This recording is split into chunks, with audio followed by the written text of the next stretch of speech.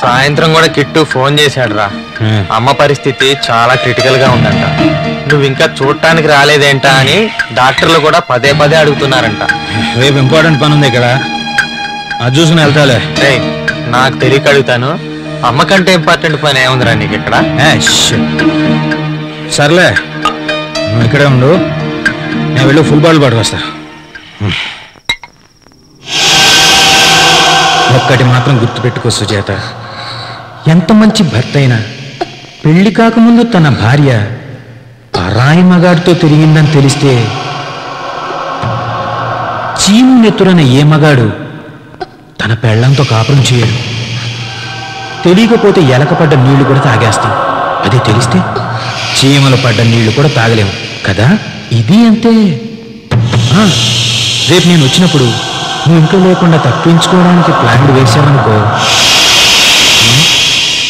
ఈ ఫోటో ఒక్కటి చాలనుకుంటా నీ బతుకు బజార్ పాలు కావడానికి. సుజాత, నీకు కష్టమైనా నష్టమైనా నా కోరిక తీర్చావనుకో, నేను బుద్ధిగా జైలుకి వెళ్ళిపోతా. ఆ తర్వాత నీ దారి నీది, నా దారి నాది.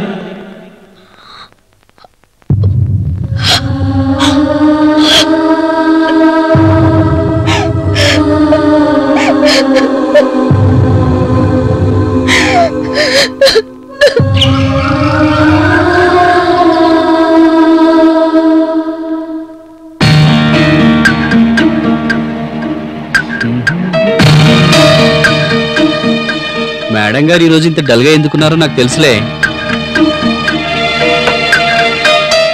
రాత్రంతా నీ గురించి పట్టించుకోకుండా దున్నపోతలో నిద్రపోయానే కదా. ఈరోజు ఆఫీస్లో బాగా నిద్రపోయి వస్తాను. రాత్రంతా మన ఇద్దరం కలిసి జాగారం చేద్దాము.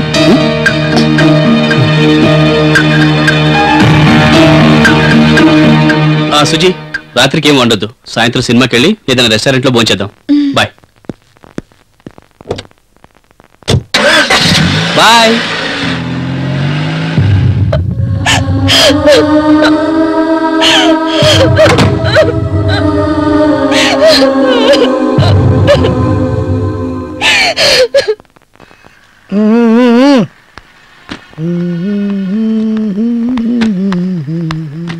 Good morning madam.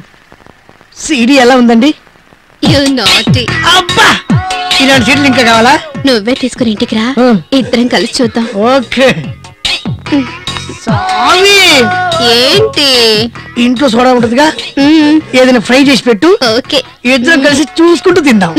Bye bye.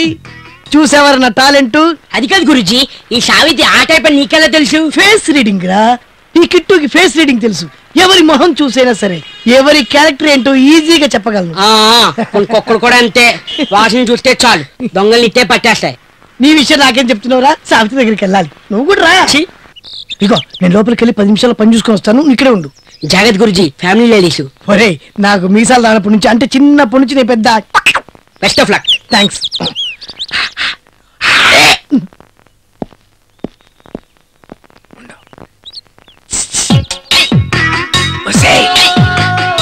బంగారు, నువ్వు ఇంత ఈజీగా ఒప్పుకుంటావు అనుకోలేదు. నీలాంటి అందగాడు వస్తే ఏ ఆడ తప్పుకోదు. Thank you. ఎక్కడికి? ఇప్పుడే వస్తాను. తొందరగా రా, నీకోసం మంచి సీడీలు తీసుకొచ్చా, ఇద్దరం కలిసి చూద్దాం. గురుజీ గురుజీ, ఇదిగో దీంట్లో ఒక సోడా కూడా తీసుకురా. ఇదిగో ఈ సీడీ ఉంటది, ఒకేసారి. ఎవడ్రా నువ్వు? అయిపోయాడు. ఆ సీడీలేంట్రా? భక్తి సీడీలు అండి. అమ్మగారు కావాలంటే నువ్వు. నిజంగా భక్తి సీడీలా? అంటే మరీ అంత భక్తి కాదండి. ఏమండి, రక్తం రాకుండా కొట్టండి, మళ్ళీ నేను ఏమంతా కడుక్కోలేను. కస్టమర్స్ కి ఇలాంటి సీడీలు ఇస్తావరా? అంటే బిజినెస్. బిజినెస్ ఏంట్రా? మనం పిచ్చి పారిపోతే బెటర్. ఇంకొకసారి ఇలాంటి సీడీలు ఎవరికైనా ఇచ్చినట్టు తెలిసిందో నరికి పోగులు పెడతాను. పోరా. నా సీడీలు క్వార్టర్. ఏంట్రా? సార్, ఆ రఘు, నువ్వు బాంబే వెళ్ళాలయ్యా. ఏం పని మీద సార్? మన కొత్త ప్రాజెక్ట్ గురించి ఫారెన్ డెలిగేట్స్ కి ఎక్స్ప్లెయిన్ చేయడానికి. నరేంద్రని పంపిద్దాం అనుకుంటే అతనికి ఏదో హెల్త్ అప్సెట్ అయిందట. నువ్వే వెళ్ళాలి మరి. ఎప్పుడు వెళ్ళాల్సి ఉంటుంది sir? Tomorrow early morning flight కి. Okay sir. రఘు సార్, ఈవేళ ఆఫీస్ లో పనంతా గౌతమ్ కప్ చెప్పి లీవ్ తీసుకుని ఇంటికి వెళ్ళు. రేపు మన కంపెనీ కార్ వచ్చి నిన్ను పికప్ చేసుకుంటుంది. Okay sir. బాయ్రా. రేయ్, దూరం వెళ్ళేటట్టయితే బండిలో పెట్రోల్ కొట్టించుకుని వెళ్ళు. సరేరా.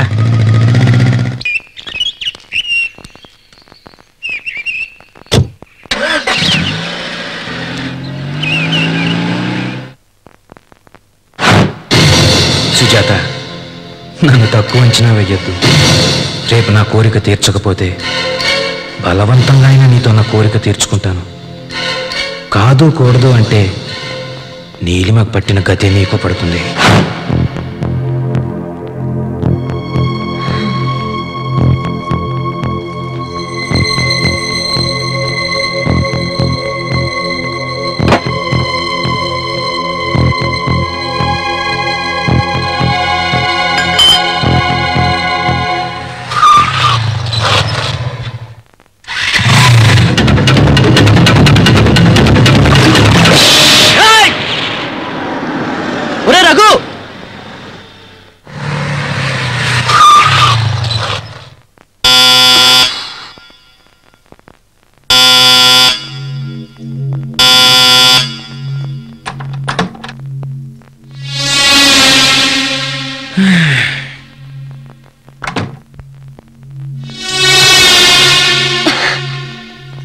శివ, మర్యాదగా ఇక్కడి నుంచి వెళ్ళు, లేకపోతే పెద్ద గొడవ అవుతుంది. సుజాత, నువ్వు చాలా ఆవేశంలో ఉన్నట్టున్నావు. నన్ను తక్కువ అంచనా వేకే నేను సరాసరి మీ ఆయన ఆఫీస్కి వెళ్ళి మన ప్రేమ విషయం చెప్పేస్తాను. మన ప్రేమ విషయమే కాదు, ఉన్నవి లేనివి కూడా కల్పించి చెప్పుకోపో. నేనేంటో మా ఆయనకి బాగా తెలుసు. నీలాంటి వాడి మాటలు ఆయన నమ్మరు. ఓహో, లొంగకూడదనే డిసైడ్ అయ్యావన్నమాట.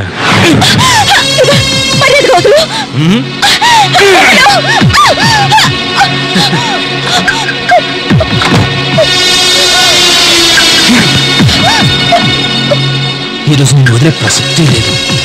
నేను చంపైనా నా కోరిక తీర్చుకుంటాను.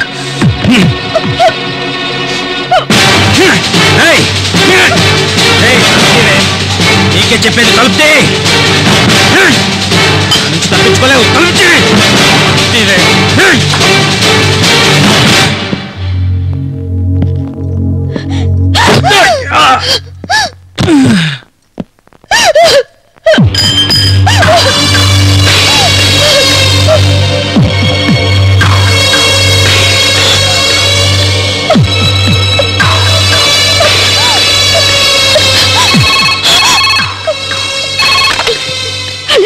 సుజీ, నేనే. రేపు ఆఫీస్ పని మీద బాంబే వెళ్ళాలట, అందుకని బయలుదేరి వస్తున్నాను. ఇప్పుడు ఇంటికి వస్తున్నారా? లేదురా, వద్దామనే బయలుదేరాను. ఇంతలో దారిలో ఫ్రెండ్స్ కనిపించారు, వాళ్ళతో ఉండి సాయంత్రానికి వచ్చేస్తాను. సరే.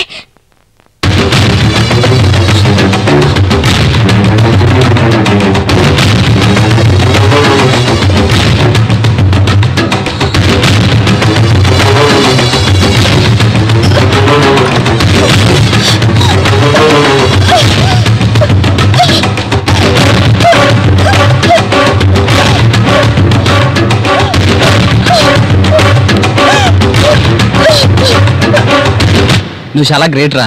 ఏ, దేనికిరా? భార్యతో కూడా నిజాలు చెప్పేస్తున్నావు. నేనే కాదురా, తను కూడా నాతో ఎప్పుడూ అబద్ధాలు చెప్పదు.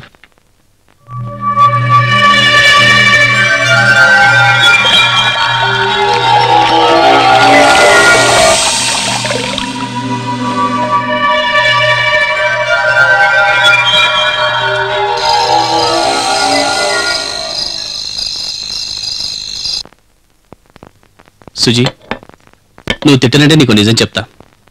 ఏంటి? ఫ్రెండ్స్తో సరదాగా పేకాడితే 2000 వచ్చాయి. దాంతో నీకు శారీ తీసుకొచ్చాను. వెళ్ళి మొహం కడుక్కొని రండి, భోంచేతురు గాని. సారీరా, వాళ్ళు బలవంతం చేస్తే వాళ్ళతో పాటే భోంచేసి వచ్చాను. సారీ చెప్పాను కదా. వదలండి, నాకు తలనొప్పిగా ఉంది. మేడం, బయట పార్క్ చేస్తున్న బైక్ మీదేనా? మాది కాదండి.